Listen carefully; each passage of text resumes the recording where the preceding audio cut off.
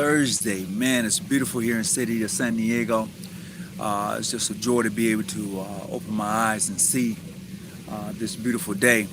So if you're going to be joining us today, I certainly want to send a big shout out to you, your jurisdiction, wherever you are hold your membership at.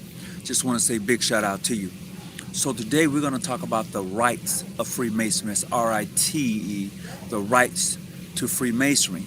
And when I say the rights to Freemason, I'm clearly saying that at some point in time, when Freemasonry, as we know it today, was in its beginning stages, it had to develop and come out of another system. It just did not all appear out of nowhere. This system of Freemason, it did not just appear. I'm saying to you, to the craft, and to those who are searching in regards to Freemasonry, that this system was already in place. And what has taken place as we know it today, someone has come along and put the system in its context for which we study today. But I beg to differ. There are old Masonic rituals, there are rites and passages that was practiced long before Masonry. And those rites and practices that was done at that time is now intertwined with Freemasonry as we know it today. And this is why we're where we're at. Greetings everyone who's coming on. We're talking about the rights to Freemasonry. Who has the right? I mean the right, the R-I-T, that initiation process to Freemasonry. Who dictates, who owns it, who has a say? And we're talking about that. It's a broad subject, and I know it can be kind of all over the place, but we're going to make sure that we stay on topic today because it's a topic that needs to be had. Because I'm going to say this bring in mind to me, on a serious note, Brother Ralph Slaughter. And I keep bringing up his name because Brother Slaughter is transcending Freemasonry. And when I say transcending, I'm clearly saying that he's changing the landscape within the PHA family. And I'm saying that because I've looked on their site, the Phylax Society site, and I've yet to see his name put on that site as being clandestine or bogus. According to their rules and the structure of their organization, he is now clandestine or bogus. However, I've yet to find where they have suspended or expelled him from any of the Prince Hall national bodies or even their Council of Grand Masters, which they have. So today we're going to discuss the rights of Freemasonry. How do we get from one place to this in all of it? Because some people say, you're made a Mason first in your heart and secondly in a just and lawful constituted lodge, which is true. It's definitely true. So we're going to get into that topic. We're going to get into that discussion today. I have a few minutes to share with you, and I'd like to see what you have to say in regards to that. I have my own personal opinion based on the information I have, based on my own studies. Now, I believe that an organization of brothers who have been initiated, passed, and raised, I believe that since they have the intellect and since they have and since they have been initiated, passed, and raised, if they chose to of their own free will and accord to establish themselves as a lodge, and with the right amount of members in their lodge, they petition a lodge, they petition a Grand Lodge to become a chartered lodge under them. They have that right to do that. Who am I to say that they don't? And that's the problem. A lot of people want to say, I have the right to say this when you don't have that right to say anything, but mind your own business and stay in your own lane. Do your work, do for you, your jurisdiction. And that's why I find myself at. I learned a long time ago, if I paid more attention to what I was doing, I can get the work done. I can get the work done. So here we are today, having this great conversation, this great topic. And like I said, I like to see what you're saying in the chat room. Nobody owns it. There is no global authority, not overseas, not here. in the United States. That may be true, but Brother Ayers, you know as I know, there is that Masonic entity that is out here proclaiming certain things, and it's not necessarily true.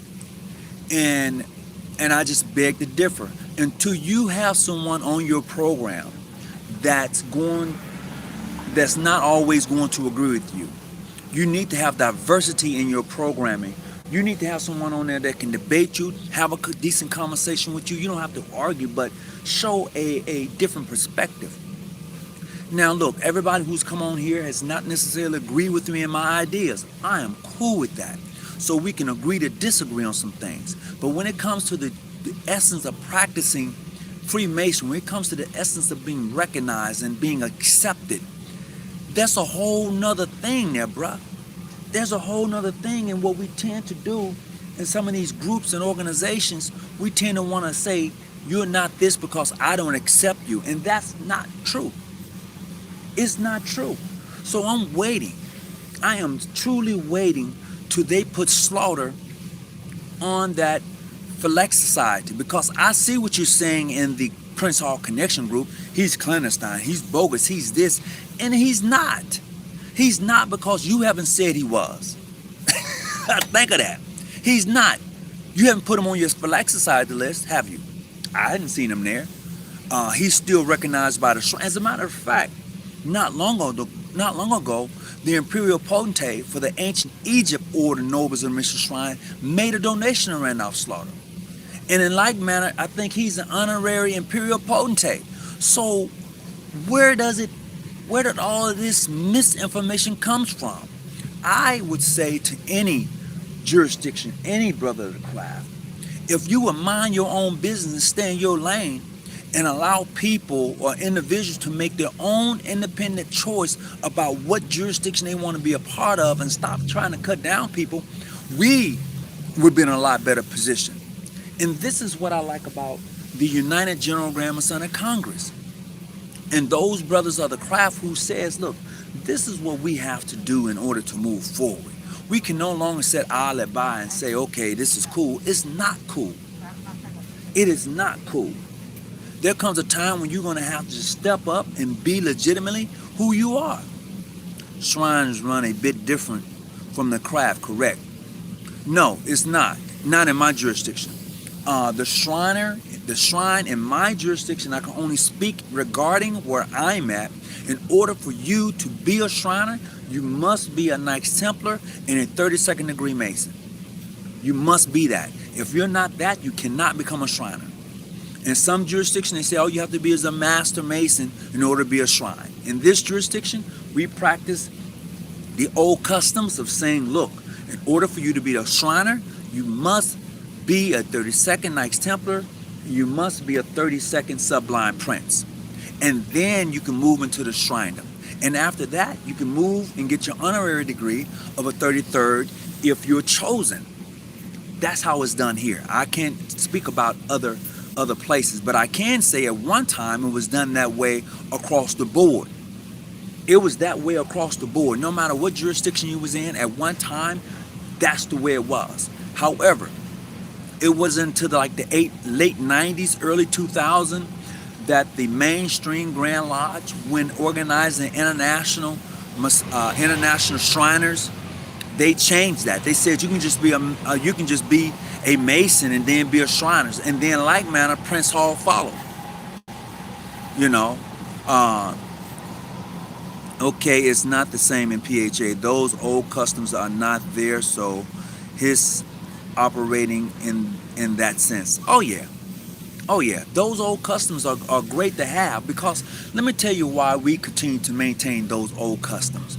Because how is it, just like being in a high-rise building, when you're on the foundation, in the basement of the building, or when you're on the ground floor of the building, until you rise up and look down out of the building, you won't understand the beauty of how it was maintained and how it was built. You won't get it. And so is that way for me and Freemasonry. It's great. Inner Apprentice, Fellow Craft, Master Mason degree is great. The rites, the practicing it is great. However, when I started moving into the appending bodies and looking at things differently than they were taught in the fellowcraft, inner apprentice, master mason degree work, as I began to elevate and I looked down, I saw the beauty of Freemasonry. Now, I could be on the ground floor and look around and say, this is nice. But to have a higher view and look down upon the very thing that you're a part of gives you a different perspective. It gives you a different love for the organization. Now, with that being said, and getting back to the rights of Freemasonry and having it and being able to accept that, I mean, we can throw around who's this and who's that all day. But until you, as a Mason, and your foundation is strong where you at, and the Grand Lodge is clearly being upfront with you, your jurisdiction is clearly saying this is who we are, I bid you the best success as a Masonic institution, a Masonic organization that you can have. I will assist and aid you along your journey. I just don't deal with the craziness of someone coming in and then cutting you down. I don't deal with that very well. I don't deal with brothers criticizing brothers as they move up and cutting them down. I don't do very well with that. That's me. But there are others who claim to be Masons clearly have missed the point of what it's all about. You've clearly not understood your symbol, your trial, and what you're supposed to do. How can you spread the cement of brotherly love which you're working to as a Master Mason when you have not yet perfected the other tools that was given to you to teach you how to work your trial? How can you sit there and say that? So we can go back and forth, but until we begin to see Masonry as an organization, as a society within itself that can really do great works, you're going to have this pull, because Masonry is progressive. It's progressive. What's up, Brother Randolph? How you doing? Masonry is progressive. It's changing. It's changing before our very eyes. The way we do things today is not going to be the way they done 15 years from now. I don't know if it'll even be called Freemasonry 15 years from now, because Freemasonry as we know it today came out of another system. It did. People can say what they want to say. Until you begin to get other books and read and be able to dissect it for yourself, you're going to come to the conclusion, oh, okay, so Freemasonry evolved into what we know today as Freemasonry through this system. You know, and yes, it is through another system that Freemasonry evolved into, and it's going to change. 15 years from now, we'll be calling it something else. You know, and that's the truth. So I bid you a great day. You know, I just want to stop in just to share some information with you and just give my particular point of view in regards to the rights to Freemasonry. What's up? Greetings, everybody. I hope that you're doing well. Brother Brandon, thank you for stepping in. How you been, bro? How's Tennessee treating you? You know, and that's the difference. I'm going to share this with you. Brother Brandon, and I talk about him often, and we have agreed to disagree, but we've never had a falling out to where we couldn't have a decent conversation. Brother Brandon, from what I know of, he's a Prince Hall brother, and I made him an administrative person on this page because I believe in having different perspectives and opinions in regards to the work of Freemasonry. We don't always have to agree. He may say, well, Brother Hawkins, you know, blah, blah, blah, and I may say, well, blah, blah, blah, but that's the beauty of having that decent and orderly conversation within the framework of Freemasonry. Totally. That's why I keep saying, if you're going to continue to do and call people out, if you're going to continue to do that, then you must do that to Randolph Slaughter. You must put him on notice. You must suspend. You must expel. If you're going to do that. If you're not going to do it, just sit down, be quiet, and let that man do his work. And if people want to join Randolph Slaughter and what he has as a Masonic organization, let them do it. Apparently, you're not good enough. Apparently, you're not good enough because he's going through city after city, state after state, establishing consistories and lodges. And you haven't done anything about it. Nothing. So, I'm just here to share that with you today. Because the rights of Freemasonry is upon those who take leadership within the body and begin to bring it up to a higher level. Maybe that's what he's doing. Maybe Randolph Slaughter sees something we all don't see. Maybe he's saying, you know what? I'm going to show you something. And he decided to do whatever he's doing. You know? I'm not upset at him at all. That's not my issue. I'm just saying, as an example of a leader, this guy have taken control of the rights of Freemasonry and said, watch me. He's done that. He's done that and hadn't better eye. And what can you say about a man like that, who continues to thrive? And that he's doing. He's continuing, regardless of how it looks right now. This guy has continued to thrive and move forward and haven't looked back. And there's not nothing anybody has said or can do about it. It is just what it is. So, you know what, and I commend him on it. It doesn't bother me one iota, because I'm going to do me. I'm going to keep thriving too. I'm going to keep putting forth too. Do you think Brother Slaughter will attempt to establish some venture between Masonic jurisdictions? I don't know. He might.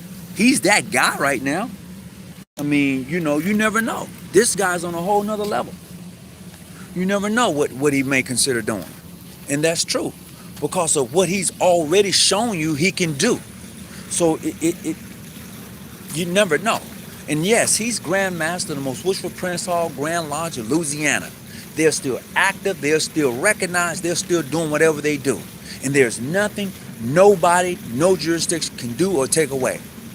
When are you going to get in touch with Slaughter? I reached out to Slaughter, but he hadn't corresponded back to me, which is cool. I mean, look, let that man do him, because I'm definitely going to do me for my jurisdiction, and for those who I associate with, for those jurisdictions that we have mutual recognition with, I'm going to do me. This is why you must be legitimately who you are. You know, if you think you all that, you don't interfere with other people's business. You do you. You know, that's how you do that. You keep rolling. And if you can do that, then hey, you're on the right track.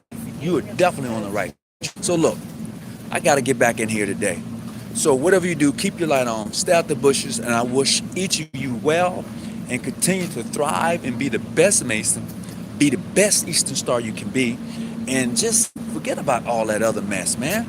We're beyond that. A mature Mason looks beyond that BS that's been out there for a minute. So until I see you, until we pass each other in life, meet you in peace. I'm out.